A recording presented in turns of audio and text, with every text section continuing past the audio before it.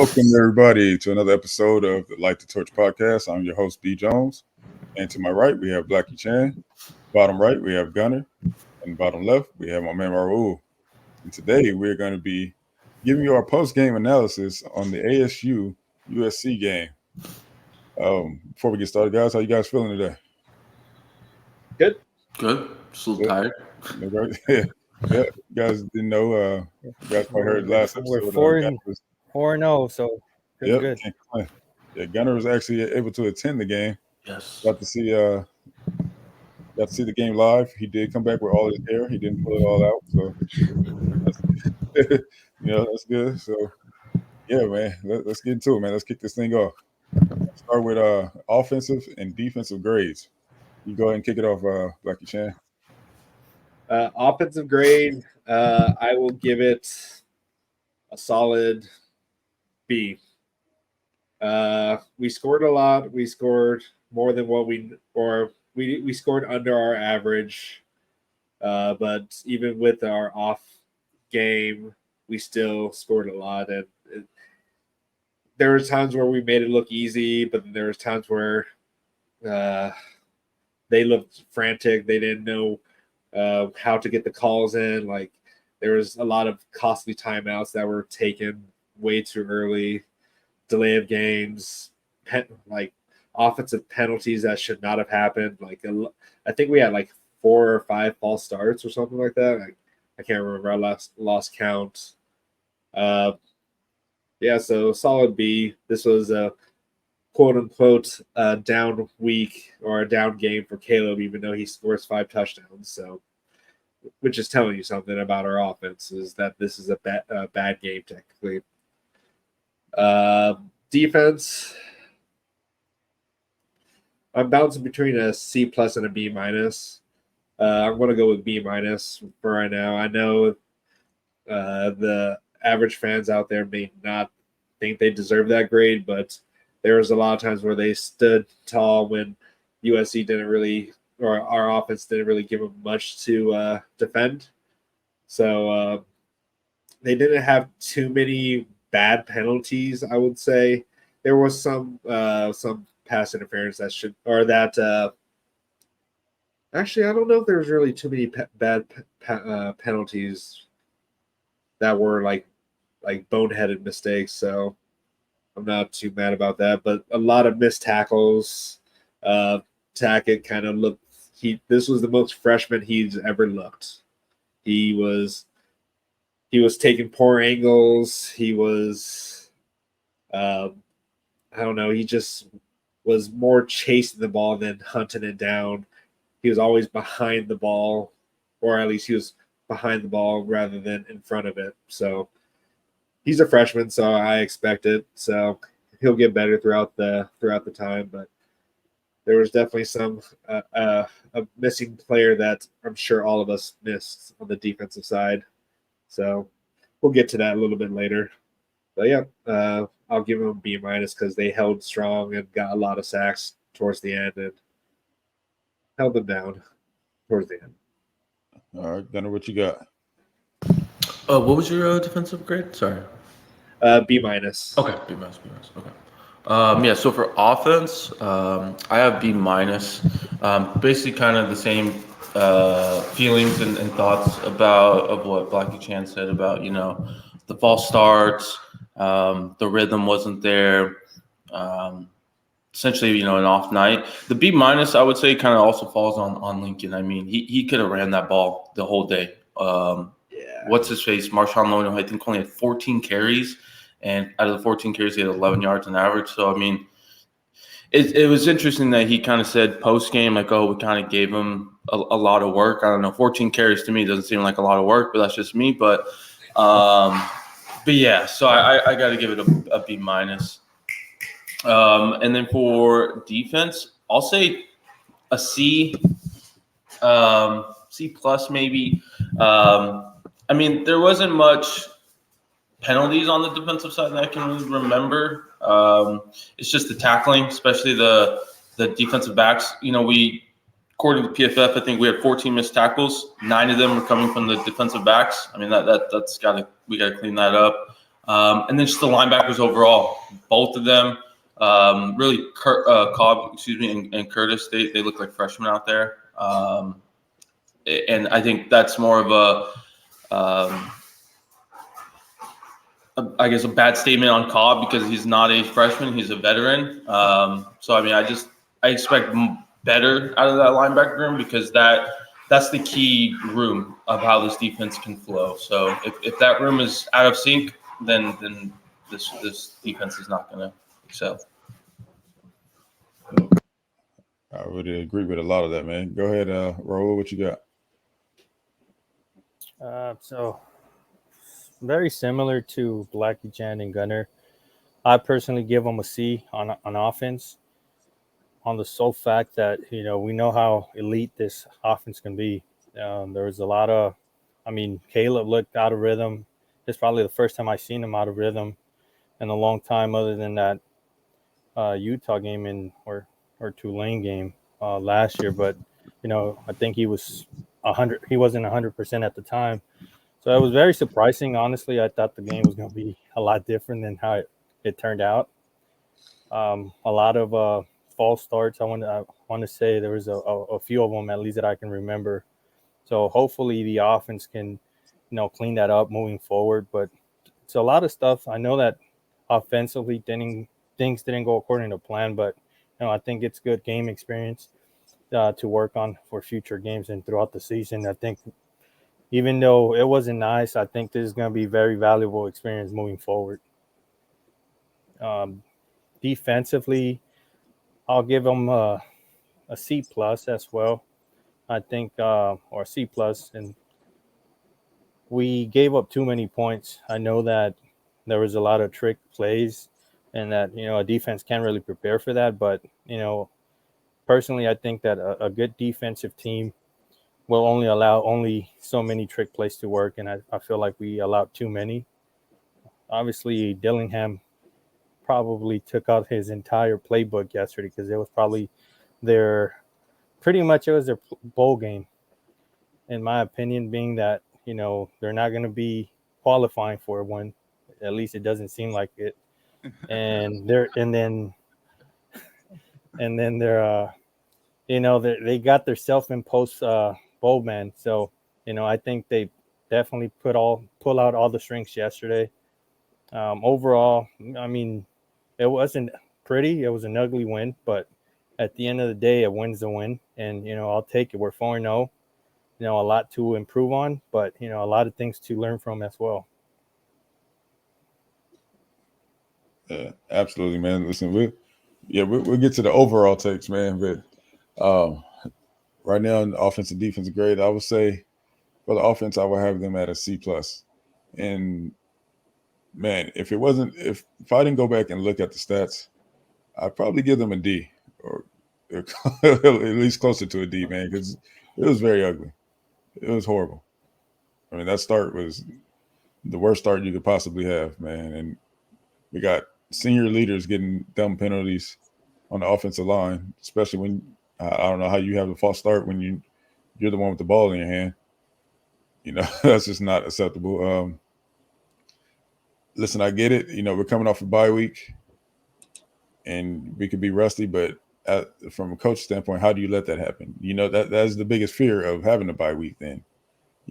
So that should have been kept in mind over the bye week, and we should have came out better prepared. And the offense was way out of sync, and play calling was very questionable. So that a lot of that grade I have to give to Lincoln. I would definitely have given them a D because of that. But if you look at the stats, we still had 5 touchdowns, still 500 plus yards, and Caleb still looks like he still looks like the guy. That's my quarterback. Yeah.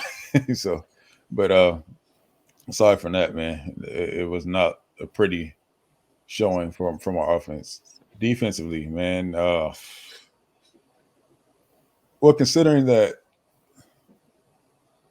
they threw the whole kitchen at us, not just the kitchen sink, they threw the entire kitchen at us, So they threw the kitchen at us, and we were still able to we held Scatterbo to under 150, which is, I guess, the best takeaway we can get from that.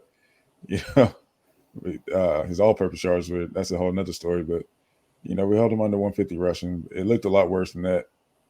Watching it, it looked like he ran for about 300. I mean, but questionable personnel decisions. If you ask me, I personally feel like this is a game fitting for Shane Lee. That type of game is definitely his style. Coming from Alabama, that's how they played out there. And you forget Shane Lee was a freshman All-American playing that style. He likes to run and hit. He runs very well. If you don't say nothing else positive about Shane Lee, you can say that. He runs very well, man. So I would have liked to see more of Shane Lee. I don't understand why he didn't play. Maybe there's a reason. Him and Rajon, maybe there's reasons that we don't know of. I'm assuming that, maybe they were just a little banged up or something. We don't know because we don't get injury reports. But for that, I have to give the defense a B-, just because they they were throwing the kitchen sink, man. So you can't really plan for that. So, I didn't know where you're going with that. I was expecting you to give them a C-. Nah, I got to give the good with the bad. But I'll be generous. I feel like I'm being generous with these grades at least. I mean, the defense definitely stepped up in that fourth quarter, with the exception of that that TD drive where the missed tackle from Max Williams and Eric Gentry. Right. Yeah. But you shouldn't have went low there. If you listen to, I mean, like I said in the review show, the preview show, that's what that fourth quarter is what I expected all game. Yeah. That's what the game would be like. So I don't really understand what happened. I think we got was it 7 sacks in that last quarter? I want to say. Yep, we finished with 8. What did you call it? Didn't you call we have 8 sacks? Yeah, we finished with 8. Yeah, I think 7 of them were in that fourth. Yeah, I think I said we'd get about 7 or 8 sacks. Mm-hmm. Yeah, and I think Raul called it spot on. Did you remember what Raul said? He had it down to each player. We got to go through that, man. I don't know if I got every single player, but I know I was missing Bars for sure. I don't think Bars got one. Yeah, he didn't get much time. I don't know if he's banged up or what, man. So I don't know. There's some question marks as far as personnel decisions, and we don't. But that being said, I did not expect the game to be like this. Yeah, no. I pictured it completely different in my head. Those 8 sacks, throughout the game and being a shutout. Right. Well, like 66-10 finish. So I was way off. But I'm glad we got out of there with the win, though. Like during USC J's stream, LBC was on there, and he put up a stat that just shows that our fourth game is never our best game. Like, yeah, I was going to mention it. Last year. Yeah. So I'll talk about it real quick. So all of games that are on the road. So back in 2002, we lost to Washington State. 2003, we lost to Cal. 2005, we beat ASU, but we were down 21-3 at half. 2007, we beat UW. 2011, we lost to ASU. 2013, we lost to ASU. That was the tarmac game. 2016, we lost to Utah, and then last year we beat. And those were all game 4s? All game 4s on the road, yeah. Game 4 is cursed.